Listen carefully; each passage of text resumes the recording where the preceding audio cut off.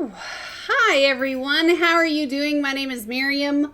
I run the YouTube channel Point Your Compass, and there I kind of usually only divulge into tarot cards and tarot card readings and channeling and so forth, but there's like an entire world of astrology that I do everywhere else, like in my free time. So it's not like I'm running around with tarot books in my free time. I'm always running around with astrology books in my free time.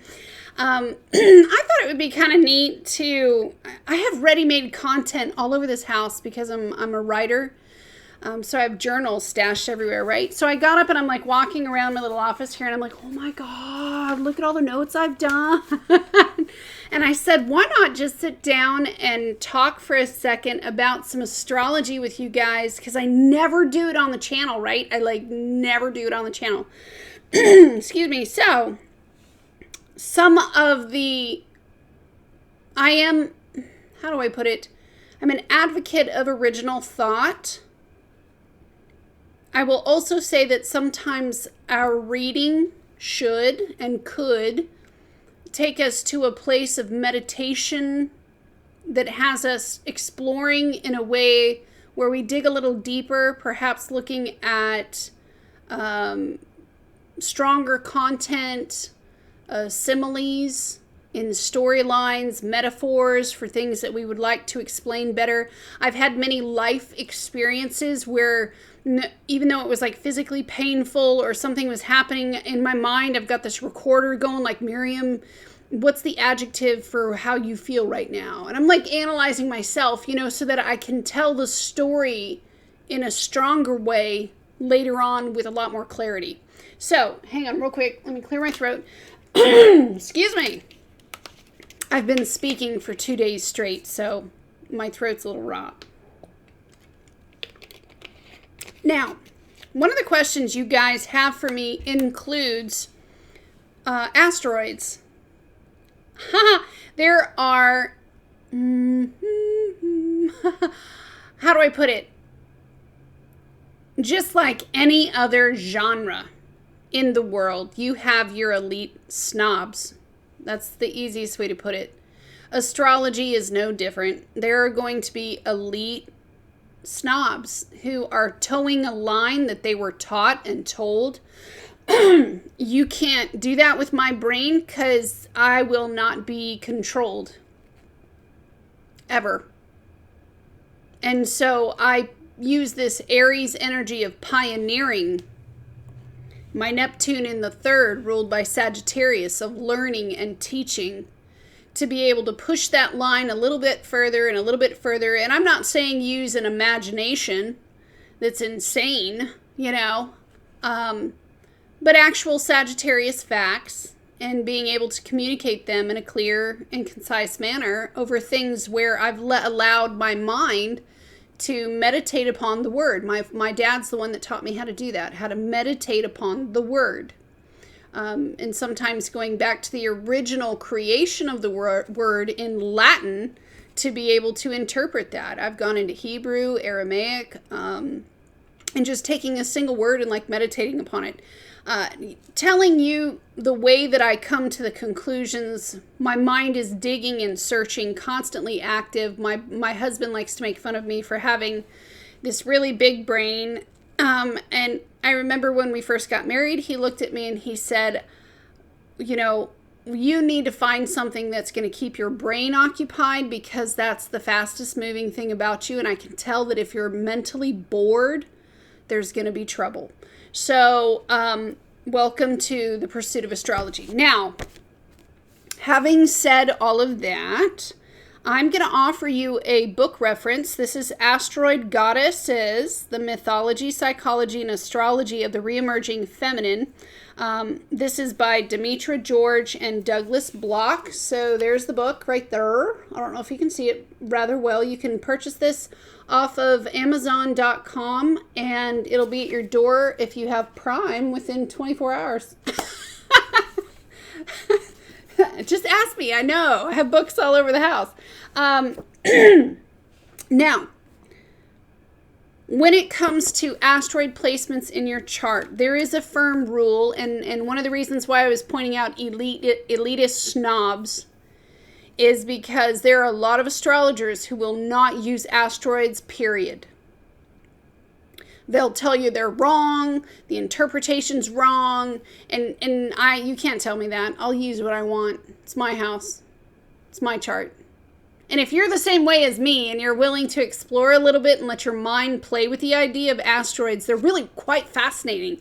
And they bring a lot of extra color and oomph to the chart. But when using the asteroids, the very firm rule is a 2-degree orb. It has to be a tight orb. Most astrologers with other planet placements will go anywhere from 10 degrees to 15. Using the North Node and Pluto as an example, you'll go out to 15-degree orb. But on an asteroid, for it to be effective, it needs to be in a real tight orb, 2 degrees or less. For instance, I have a placement in my chart where an asteroid is 30 seconds on top of my Chiron. 30 seconds is nice and tight. That's a good, comfy, tight orb. So when I'm looking at my Chiron, I can always paint it with the color of that asteroid and go, oh yeah, for sure, for sure. So when using these asteroid books, please use a 2-degree orb or less. Now, I've chosen Pallas. I know we're 6 minutes in, but you guys don't mind. Pallas is one of these asteroids, and maybe I'll do this first one just to give a couple of seconds as an example, because I did several pages of writing on the asteroid for Pallas, and so being rather unprepared, just sitting down and randomly doing this, let me pull up in the book the definition of Pallas here. Pallas has another name. Now, the spelling of Pallas is Pallas. The other name for Pallas is Athena. Okay, we all know this from Roman and Greek mythology and history. Has Pallas is the daughter of Jupiter. Okay, Athena was also the daughter of Jupiter. Same person, just one is in Greek and one is in Latin. Roman history, okay? Same person, Pallas Athena, okay? Now, around the myth of Pallas Athena, you kind of have to have a little bit of mythology of a story behind this. Jupiter was married to Hera, otherwise known as Juno. And Juno and Jupiter hook up, they marry. Juno is faithful, she's a beautiful wife, she loves children, she loves commitment, she loves the home and hearth. Jupiter, on the other hand, and if you know from my videos, Jupiter is the drunk uncle that shows up at Christmas and wants to give everybody presents. He was a philanderer, he had many mistresses, he cheated on Hera / Juno quite a bit. She was a very jealous wife, and she did several things to Jupiter to kind of let him know this isn't okay. And Jupiter wouldn't, Jupiter is also Zeus. You don't tell Zeus what to do. This face. You don't tell Zeus what to do. And Juno would purposefully kill his lovers and do all sorts of crazy things. So I think there was one story where Juno hurt one of the children they had to get back at Jupiter, at Zeus.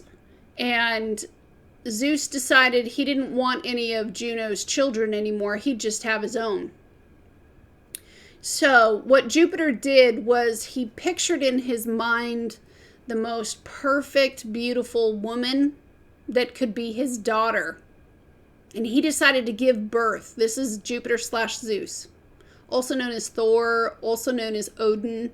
But in the Greek and Roman mythology, it's Jupiter / Zeus. So he's thinking of this most perfect woman. What would the perfect woman to Jupiter look like, right? And he creates her in his mind. And then when the time to be born comes, literally, he cuts open his own skull, rips his head back, and pulls out his daughter, Pallas / Athena. So she was never born from a womb, ever. Ever.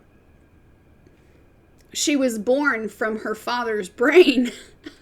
Now, Pallas, Athena in the chart, astrologically represents that place where we are willing to fight as a woman would fight, but one with logic.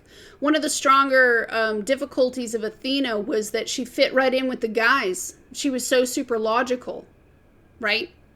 So she had the mind of a warrior. She had the skill set of a warrior. She could fight and kill just as good as any male soldier on the field, and she preferred it. She preferred to hang out with guys than she did the women. And in fact, one time, the women, I think, of Athens actually came together, and they implored Athena, Pallas, to do something on their behalf. The men were dominating them. I think they wanted to vote. I think that was the issue. And they came to Pallas / Athena and they said, give us your vote, give us your support because we want to vote in the elections. And we're women and we count too. And Pallas / Athena stood there and logically started deducing. And because of her argument was so logically similar to a male's logic, she actually did the opposite of the intention in the town, which was, to give the women the right to vote. She actually removed all power from all women by her little speech. And all of the women in this city ostracized her and kicked her out and hated her because they thought because of the gender similarity there would be some sort of support system. So when it comes to Pallas in the chart, again using a 2-degree orb there, I know that was quite interesting, wasn't it? This is what it represents. Pallas as a goddess of wisdom, an indicator of wisdom and intelligence. Pallas as a patroness of artisans and values the arts. Pallas signifies healing powers. Pallas, as a goddess of justice, protectress of the state, rules over political activism. Pallas supports excellence in the professional world. Okay, so wherever Pallas is in your chart, this is where you will stand up and be your own warrior. All right, you'll stand up and fight. You won't quit. Okay. Pallas, I think the astrological number for Pallas, don't mind me and my obsession with astrology. Yes, look at all my crazy notes. Pallas's number is 2. So in your chart, if you put the asteroid number for 2 in and hit enter, Pallas will show itself somewhere in your chart. Again, a 2-degree orb. I'm going to keep repeating that until you believe me. Wherever Pallas is in your chart. So let's go over here real quick.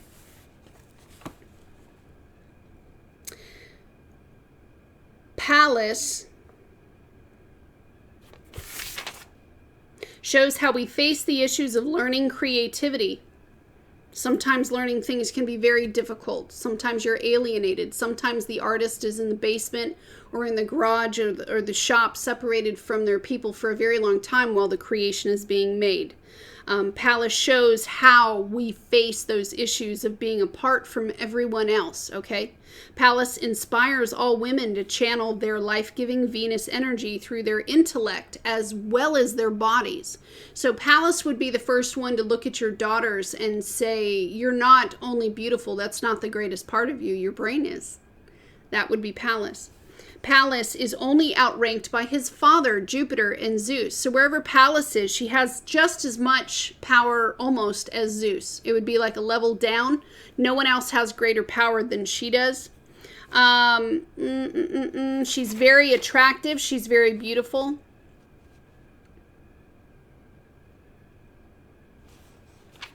Hold on. That's something else. Pallas encourages expansion, growth, and wealth, just like her father. It's just like on a lower scale of it, okay? So, let's assume that Pallas is in Aries in your chart. And again, it can bring sudden inspiration, creativity, common sense, empathy, discrimination, insight, sequential order, compassion, looking towards the future, creating harmony and cohesion. It can also create a paradox when it comes to ethics because you have to choose a side, that political activism sort. So, Pallas in Aries, the wisdom of sudden inspiration. Pallas in Taurus, the wisdom of common sense. Pallas in Gemini, the wisdom of paradox. Pallas in Cancer, the wisdom of empathy. Pallas in Leo, the wisdom of creativity. Pallas in Virgo, the wisdom of discrimination. Pallas in Libra, the wisdom of harmony. Pallas in Scorpio, the wisdom of insight. Pallas in Sagittarius, the wisdom of cohesion. Pallas in Capricorn, the wisdom of sequential order. Pallas in Aquarius, the wisdom of future order. Pallas in Pisces, the wisdom of compassion. And so, for instance, my Pallas lies on my ascendant in my first house, ruled by Libra. The first house is also Aries. Aries rules the first house. Libra happens to rule mine. So for me, Pallas is a warrior when strategically accomplishing and winning peaceful, harmonious situations with people. Which is why when you on the channel and in my daily prayers, I say, my name is Miriam. I am a bridge between two worlds, because my Pallas creates a force of reckoning and inspiration and wisdom towards creating a harmonious balance and towards peace. So if I were a political activist on a floor, I'd be like, you stop that fighting right now, and you guys make friends and kiss nice. It would be like that. I don't like disharmony. And so everything that I am trying to accomplish with that Pallas energy in my chart says I'm trying to bring everything back into cohesive harmony, okay? So think of this when you're meditating on your chart. If Pallas is in Taurus, which is the second house, your wisdom comes in through common sense, and not everybody has that. Think about it. If your Pallas sits in the third house, your wisdom comes in during paradoxes and paradigms. Consider it. Pallas in your fourth house of Cancer is the wisdom of empathy, where you see everybody else being cold and unable to move a situation.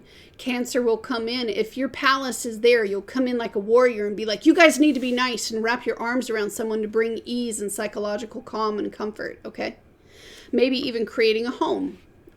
Pallas in Leo, that wisdom of creativity, where you may come in like a warrior and say, we're going to paint the largest mural on the wall. You know, think Leonardo da Vinci. That Pallas energy of coming in with a force, okay? Pallas in Virgo is the wisdom of discrimination. And so when people can't decide which one to choose, Pallas, if it's located in Virgo in your chart, you're going to be able to step in with a force and discriminate wisely for people, maybe even for health reasons, maybe even for service towards others to help them sort through their issues and try to remove the chaos. Pallas in Libra, me, is the wisdom of harmony, how we can get along. We do so much better when we get along. It's like that. Pallas in Scorpio is the wisdom of insight. Scorpio being able to pass wisdom to others so that they function well in it and use it. Pallas in Sagittarius, the wisdom of cohesion. Again, getting a group together of the same mind and being that political activist sort of force. Pallas in Capricorn is the wisdom of sequential order, that things are done in a proper way. And seeing what way that is and probably leading the charge. Okay? Pallas in Aquarius is the wisdom of the order of the future. And saying, what will we need in the future? Let's begin to prepare for that now. And being a force to be reckoned with, right? Which is why you have a lot of Aquarius people who love to step in there and be like, we should be thinking about what's happening in the future. Pallas in Pisces is the wisdom of compassion. If you have Pallas there, it's being able to see when compassion is needed versus pity. Pisces at a low vibration can have pity, poor, poor, pitiful me energy going on all day long. But if you have Pallas there, then you know how to turn that into a force for compassion. Right? And compassion can do wonders. I hope this has been enlightening for you. Honestly, I just sat down and grabbed it. I'm at the very end of my day recording, and I thought it would be nice to give you guys a little video. So, I will see you guys next time, and maybe next time I'll pick another asteroid. How about that? All right? Take care. Bye.